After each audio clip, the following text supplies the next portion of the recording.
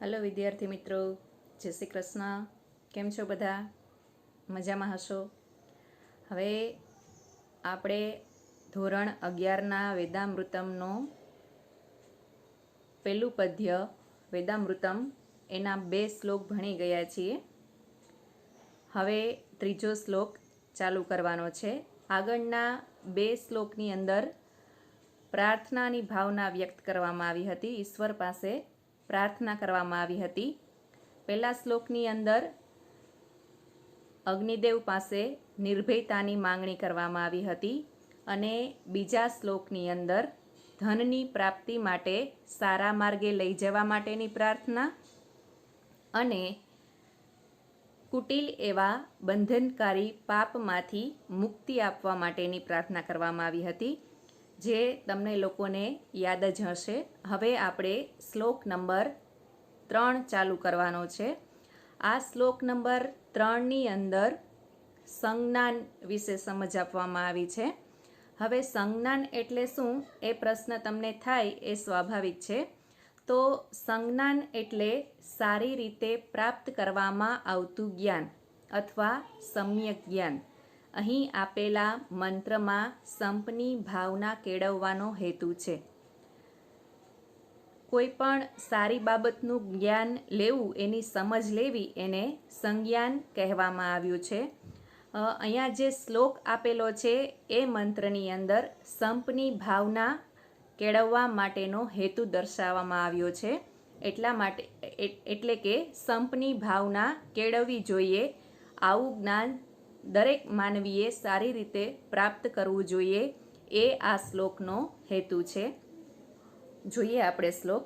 દરેકનું ધ્યાન તમારા પાઠ્યપુસ્તકમાં અથવા તો અહીંયા આપેલી સ્ક્રીન ઉપર.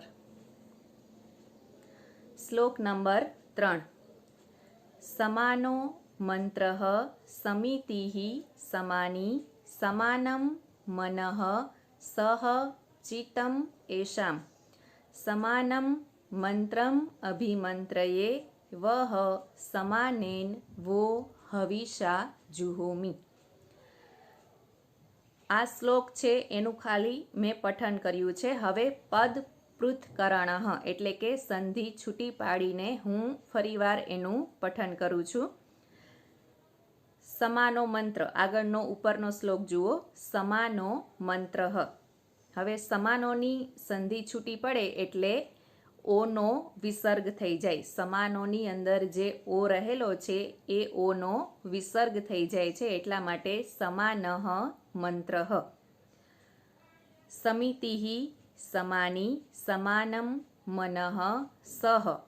પછી ચિત્ત મેષામ એ શબ્દની સંધિ છૂટી પડે છે એટલે ચિત્તમ વત્તા એષામ એવો શબ્દ બને છે છૂટો પાડતા.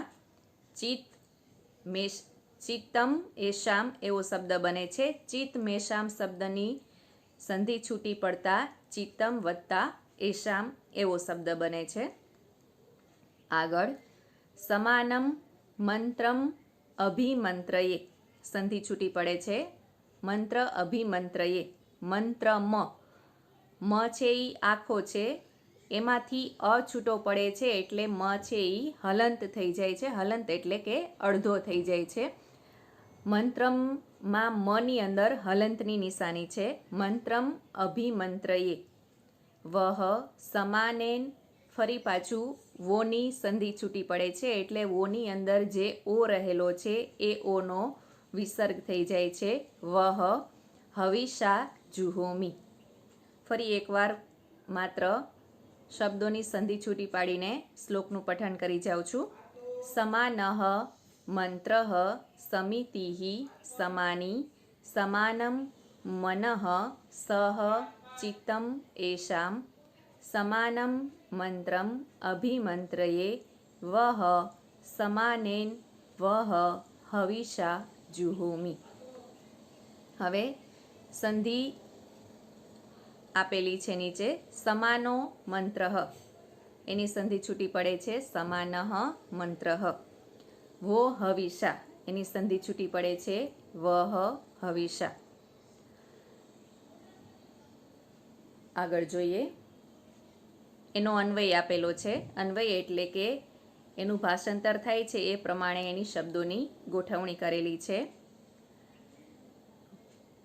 વહ સમાનઃ મંત્રઃ સમાની સમિતિઃ સમાનમ મનઃ એષાં ચિત્તં સહ સમાનમ મંત્રમ અભિમંત્રયે સમાનેન હવિષા જુહોમિ.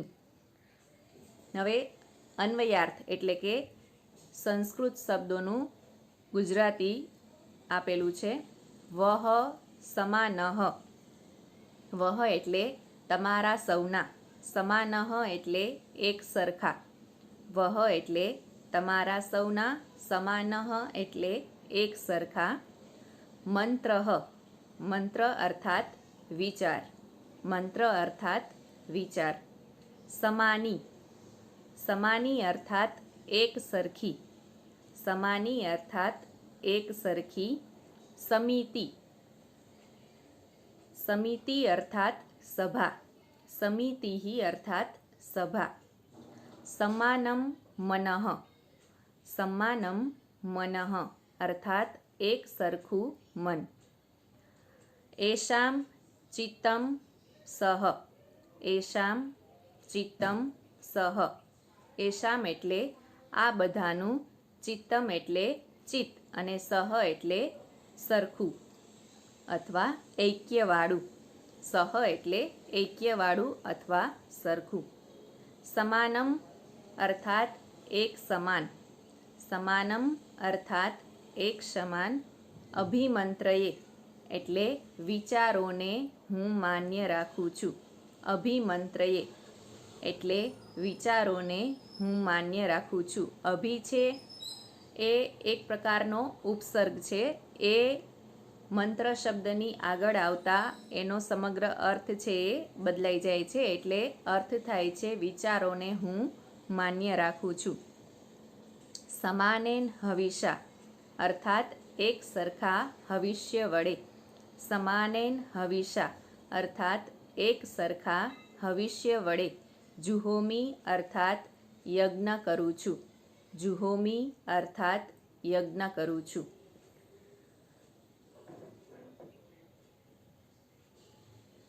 હવે આગળ જોઈએ એનું ભાષાંતર. વહ અર્થાત તમારા સૌના, વહ હું સંસ્કૃત શબ્દ પણ બોલતી જાઉં છું અને એનું ગુજરાતી પણ બોલતી જાઉં છું, તમે પાઠ્યપુસ્તકમાં જોતા જજો. વહ અર્થાત તમારા સૌના, વિચાર અર્થાત મંત્ર, તમારા સૌના વિચાર અર્થાત મંત્ર એક સરખા થાઓ, સમાનમ. આગળનો આપણે અન્વય છે એના ઉપરથી કરીએ. સમાનો મંત્રઃ એટલે બીજી લીટીમાં વચ્ચેનો શબ્દ વહ, એ શબ્દ આપણે પહેલાં લેશું. બીજી લીટીમાં વચ્ચેનો શબ્દ વહ, વહ એટલે તમારા સૌના, પછી આવશે મંત્રઃ, મંત્ર એટલે વિચાર, સમાનો એટલે સમાન થાઓ, તમારા સૌના વિચાર સમાન થાઓ, સમિતિઃ સમાની અર્થાત તમારી સભા, સમિતિઃ અર્થાત સભા, સમાની એટલે કે મતભેદ વગરની, સમાની અર્થાત મતભેદ વગરની થાઓ, સમાનમ મનઃ સહ, મનઃ એટલે અંતઃકરણ, મનઃ એટલે અંતઃકરણ અથવા તો મન, તમારા સૌનું મન અથવા અંતઃકરણ ઐક્યવાળું, સહ એટલે ઐક્યવાળું થાઓ, ચિત્તમ એષાં આ બધાનું, ચિત્ત સહ એટલે એક સરખું, આ બધાનું ચિત્ત સહ એટલે એક સરખું થાઓ. અહીંયા સહ શબ્દ છે એ બેયમાં લાગુ પડે છે. સમાનમ મંત્રમ અભિમંત્રયે, સમાનમ એટલે એક સરખા, મંત્રમ અભિમંત્રયે મંત્રમ એટલે વિચારને, અભિમંત્રયે એટલે હું માન્ય રાખું છું, એક સરખા વિચારને હું માન્ય રાખું છું. સમાનેન અર્થાત એક સમાન, સમાનેન અર્થાત એક સમાન, હવિષા અર્થાત હવિષ્ય વડે, હવિષા અર્થાત હવિષ્ય વડે. જુહોમી અર્થાત હું હોમ કરું છું, જુહોમી અર્થાત હું હોમ કરું છું. ફરી પાછું માત્ર ભાષાંતર. તમારા સૌના વિચાર એક સમાન થાઓ, તમારા સૌની સભા મતભેદ વગરની થાઓ, તમારા સૌનું અંતઃકરણ ઐક્યવાળું થાઓ, આ બધાનું ચિત્ત એક સમાન થાઓ. એક સમાન વિચારને હું માન્ય રાખું છું અને એક સમાન હવિષ્ય વડે હું હોમ કરું છું. હવે ફરી પાછું એનું ભાષાંતર જોઈ લઈએ. તમારા સૌના વિચાર એક સરખા થાઓ, તમારી સભા મતભેદ વગરની અર્થાત એકમત થાઓ, તમારી વિચારસરણી એક સરખી થાઓ, આ બધાનું ચિત્ત ઐક્યવાળું થાઓ, એક સરખા વિચારોને હું માન્ય રાખું છું અને એક સમાન હવિષ્ય વડે હું હોમ કરું છું. અહીંયા બધી બાબતમાં માનવોને સમાનતા લેવાની સમજ આપી છે. આપણે કોઈ પણ મોટું કાર્ય પાર પાડવું હોય તો એ કાર્ય પાર પાડવા માટે ઉદ્દેશ્યને પહોંચી વળવા માટે દરેકના વિચાર છે એ સમાન હોવા જોઈએ.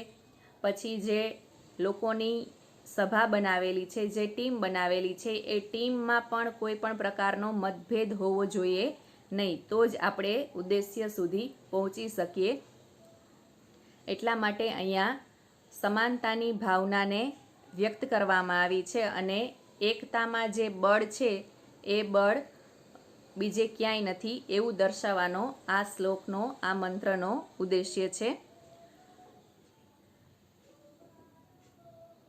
હવે શ્લોક નંબર 4. આ શ્લોકની અંદર સંકલ્પ એટલે શું? તો સંકલ્પ એટલે સારા વર્તનનું આચરણ કરવાનો વિચાર અથવા નિશ્ચય. અહીં સર્વ માટે સ્નેહ ભાવને પુષ્ટ કરતો મંત્ર રજૂ કરવામાં આવ્યો છે. અહીંયા સંકલ્પ કરવાનો છે, પણ શેનો કરવાનો છે કે હવે મારા તરફથી જે વર્તન થશે એ વર્તન છે એ હંમેશા સારું રહેશે એવો નિશ્ચય કરવાનો છે, એવો વિચાર કરવાનો છે અને દરેકને માટે મારા મનની અંદરથી સ્નેહભાવ હંમેશને માટે પ્રગટ થતો રહેશે એવો સંકલ્પ કરવાનો છે. આ શ્લોકની અંદર એવો વિચાર પ્રગટ કરવામાં આવ્યો છે. જોઈએ શ્લોક નંબર 4. સહૃદયં સામનસ્ય વિદ્વેષં કૃણોમિ વહ અન્યો અન્યમ અભિહર્યત વત્સમ જાતમ ઇવ અજ્ઞા. પદ પૃથ્કરણ શબ્દોની સંધિ છૂટી પાડીને શ્લોક આપવામાં આવ્યો છે. એનું એકવાર પઠન કરી લઈએ. સહૃદયં સા મન અસ્યમ, સા મન અસ્યમ અવિદ્વેષમ કૃણોમિ વહ અન્યઃ અન્યમ અભિહર્યત વત્સમ જાતમ ઇવ અજ્ઞા. હવે એક શબ્દની સંધિ છૂટી પડે છે. જાતમ મીવા અધ્ય, એ શબ્દની સંધિ છૂટી પડે એટલે જાતમ, પછી મીની અંદરથી ઈ છૂટો પડે છે અને વાની અંદરથી અ છૂટો પડે છે એટલે ઈવ થઈ જાય છે. અને અજ્ઞા, જાતમ ઈવ અજ્ઞા એવો શબ્દ બને છે. જોઈએ આપણે આગળ ભાષાંતર આપેલું છે શબ્દાર્થ સહિત. અન્વય આ પ્રમાણે છે. વહ સહૃદયં સામનસ્યમ અવિદ્વેષં કૃણોમિ અજ્ઞા જાતમ વત્સમ ઇવ અન્યઃ અન્યમ અભિહર્યત. એ પ્રમાણે આપણે એનો અન્વયાર્થ જોઈએ. વહ અર્થાત તમને સૌને, વહ અર્થાત તમને સૌને. સહૃદયં અર્થાત સમાન હૃદયવાળા, સહૃદયં અર્થાત સમાન હૃદયવાળા. સામનસ્યમ અર્થાત સમાન મનવાળા. સામનસ્યમ અર્થાત સમાન મનવાળા. અવિદ્વેષમ અર્થાત દ્વેષ વગરના. કૃણોમિ અર્થાત બનાવું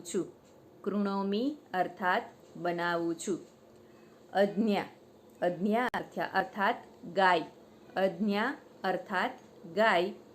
જાતમ વત્સમ ઇવ અર્થાત જન્મેલા. વત્સમ અર્થાત વાછરડાની જેમ.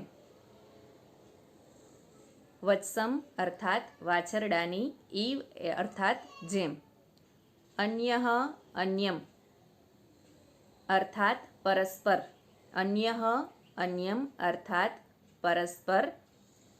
અભિહર્યત અર્થાત એકબીજાને ચાહતા રહો.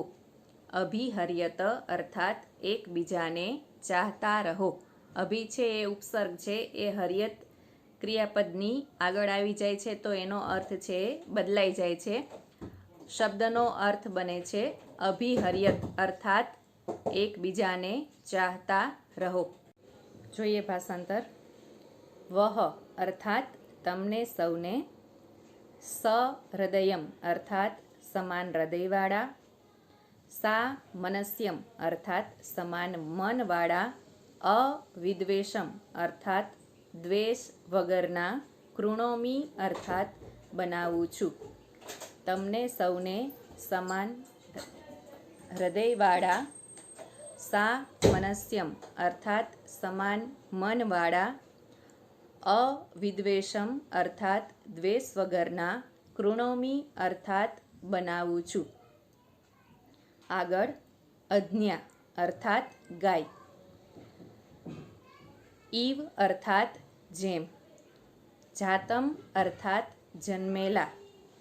વત્સમ અર્થાત વાછરડાને.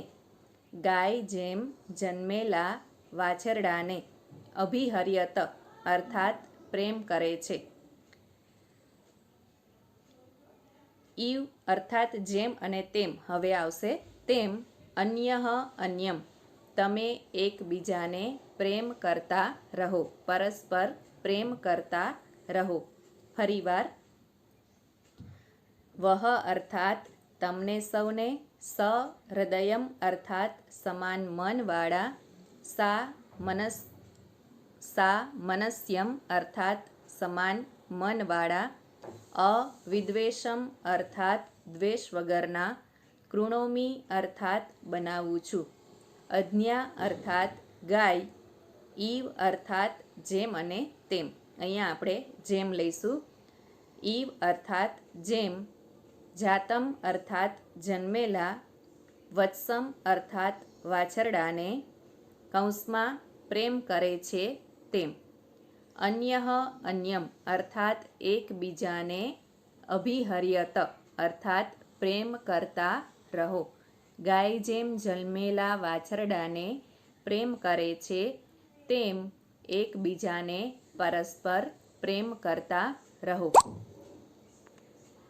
આ શ્લોકની અંદર માનવ વચ્ચે પ્રેમને ઉત્પન્ન કરવાની ભાવના વ્યક્ત કરવામાં આવી છે અને ઉદાહરણ આપવામાં આવ્યું છે કે ગાય જેમ જન્મેલા વાછરડાને પ્રેમ કરે છે તેમ. ગાય પોતાનું વાછડું જન્મે એટલે તરત જ એને ચાટવા લાગે છે. એવી જ રીતે દરેક માનવે એની આજુબાજુના માનવોમાં પ્રેમને ફેલાવવો જોઈએ, કારણ કે પ્રેમથી જ સુખ અને શાંતિ પ્રાપ્ત થાય છે. નફરતથી હંમેશા દુઃખ અને કલેશ પ્રાપ્ત થાય છે અને જ્યાં નફરત હોય છે ત્યાં હંમેશા વિનાશ થાય છે. એટલે પરસ્પર એકબીજાને પ્રેમ કરી અને આદર્શ કૌટુંબિક ભાવનાને વ્યક્ત કરવામાં આ શ્લોકની અંદર આવી છે. ફરીવાર માત્ર અનુવાદ. તમને સૌને સમાન હૃદયવાળા, સમાન મનવાળા અને દ્વેષ વગરના બનાવું છું. ગાય જેમ જન્મેલા વાછરડાને પ્રેમ કરે છે અથવા ચાહે છે તેમ તમે એકબીજાને ચાહતા રહો. બે શ્લોકનું ફરી એકવાર ભાષાંતર કરી જઈએ.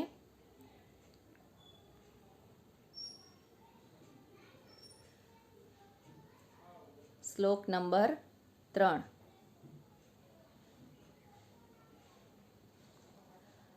તમારા સૌના વિચાર એકસરખા થાઓ, તમારી સભા મતભેદ વગરની એકમત થાઓ, તમારી વિચારસરણી એકસરખી થાઓ, આ બધાનું ચિત્ત ઐક્યવાળું થાઓ. એક સરખા વિચારોને હું માન્ય રાખું છું, એક સમાન ભવિષ્ય વડે હું હોમ કરું છું. તમને સૌને સમાન હૃદયવાળા, સમાન મનવાળા અને દ્વેષ વગરના બનાવું છું. ગાય જેમ જન્મેલા વાછરડાને ચાહે છે, તેમ તમે એકબીજાને ચાહતા રહો. દરેક શ્લોકની અંદર શું શું વ્યક્ત કરવામાં આવ્યું છે એનું એકવાર આપણે રિપીટેશન કરી જાશું. શ્લોક નંબર 1ની અંદર નિર્ભયતાની માગણી કરવામાં આવી છે, નિર્ભયતા મેળવવા માટે પ્રાર્થના કરવામાં આવી છે. શ્લોક નંબર 2ની અંદર ધનની પ્રાપ્તિ માટે સારા માર્ગે લઈ જવા માટેની પ્રાર્થના છે અને અમારાથી કોઈ એવું કુટિલ બંધનકારી પાપ થયું હોય તો એ પાપને દૂર કરવા અંગેની પ્રાર્થના કરવામાં આવી છે. શ્લોક નંબર 3ની અંદર સમાનતાની ભાવના કેળવવાની વાત કરવામાં આવી છે. શ્લોક નંબર 3 છે એ એક પ્રકારનું સંજ્ઞાન છે, એટલે કે સંજ્ઞાન એટલે સમજ મેળવવી, સારી રીતે પ્રાપ્ત કરવામાં આવતું જ્ઞાન. કોઈ પણ સારી બાબતની સમજ મેળવી એને સંજ્ઞાન કહેવામાં આવ્યું છે. તો આ મંત્રની અંદર સંપની ભાવના અંગેની સમજ મેળવવાની વાત કરવામાં આવી છે. દરેકના વિચારને સમાન કહેવામાં આવ્યા છે, સભા પણ સમાન કહેવામાં આવી છે, એનું મન છે એ પણ સમાન કહેવામાં આવ્યું છે. જો આવી રીતે દરેક બાબતમાં સમાનતા હોય તો તમારે કોઈ પણ ફળ પ્રાપ્ત કરવું હોય તો તમે એ સરળતાથી પ્રાપ્ત કરી શકો છો. અને શ્લોક નંબર 4ની અંદર સંકલ્પ, એક એવો નિશ્ચય કરવાનો છે, તમારા વર્તન અંગેનો, તમારા આચરણ અંગેનો એક એવો નિશ્ચય કરવાનો છે કે હું મારું વર્તન છે એ હંમેશા શુદ્ધ રાખીશ અને સ્પષ્ટ રાખીશ. અને એક ઉદાહરણ દ્વારા સમજાવવામાં આવ્યું છે કે ગાય જેમ જન્મેલા વાછરડાને ચાહે છે, તેમ તમે એકબીજાને ચાહતા રહો. તમારી આજુબાજુના વાતાવરણમાં હંમેશા પ્રેમને ફેલાવો, નફરતનો નાશ કરી દો, એવું આ શ્લોકની અંદર કહેવામાં આવ્યું છે. હવે એક શ્લોક બાકી છે, તે હવે આપણે આવતા પીરિયડમાં જોશું અને સ્વાધ્યાયની ચર્ચા કરીશું. ત્યાં સુધી નમસ્કાર.